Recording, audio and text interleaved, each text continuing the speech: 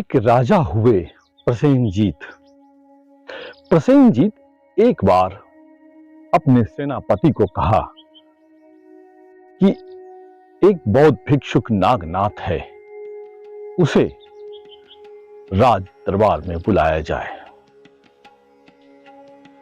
सेनापति उस नागनाथ के पास गया और कहा कि महाराज आपको याद किए हैं नागनाथ स्वामी। नागनाथ ने कहा कि नागनाथ नाम का कोई व्यक्ति नहीं है, यह एक काम चलाऊ नाम है, इसलिए नागनाथ तो कुछ नहीं है, मैं चला जाता हूं। सेनापति को लगा कि यह अजीब बात है। राजा को जाके उन्होंने कहा कि यह अजीब बात बोलता है कि नागनाथ नाम का कोई व्यक्ति नहीं, यह तो एक काम चलाऊ नाम है। तो राजा ने कहा कि चलो कोई बात नहीं, उसे आने दो। रथ पे सवार होकर नागनाथ राजा के पास पहुंचा। राजभवन के द्वार पर राजा ने उस बौद्ध भिक्षुक नागनाथ का स्वागत किया और कहा कि नागनाथ जी, आपका राजभवन में स्वागत है। फिर नागनाथ ने कहा कि नागनाथ नाम का कोई व्यक्ति नहीं है, यह एक काम चलाऊ नाम है।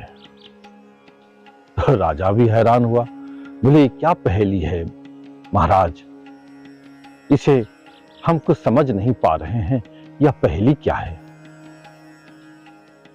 तो नागनाथ ने कहा जिस रथ से सवार होकर मैं आया था, उस रथ को क्या कहते हैं। राजा ने कहा इसे रथ कहते हैं।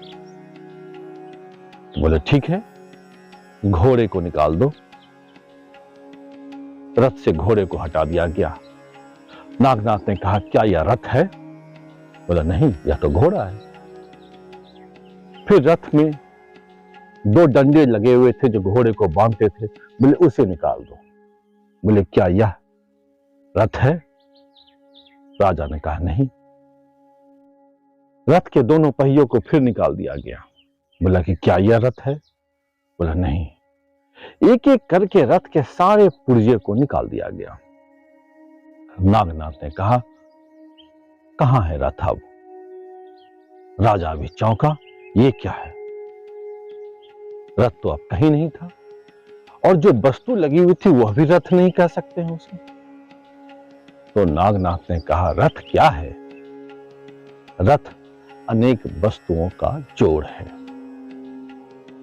रथ अपनी कोई अस्तित्व नहीं है। यानी उसी प्रकार से जीवन में मैं का कोई अस्तित्व नहीं है। यह कोई चीज नहीं है कि जो आप ढूंढ के लाएं और पकड़ लें। इसलिए हमारे जीवन में मैं क्या है, अनेक चीजों का गठजोड़ होकर मैं बनता है। अनेक चीजें गठजोड़ होकर, जिस प्रकार से रथ अनेक चीज को जोड़कर रथ बनता है, वैसे ही हमारा ईगो, हमारा आई अनेक चीजों से जुड़कर बनता है जो आपको परेशान करता है।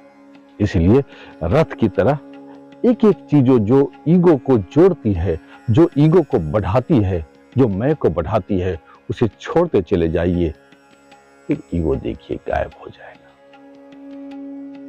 जीवन में एक छोटा सा प्रयोग कीजिए, छोटी छोटी घटनाओं को छोड़ करके, फिर देखिए इसका फल आपके जीवन में कैसा आता है।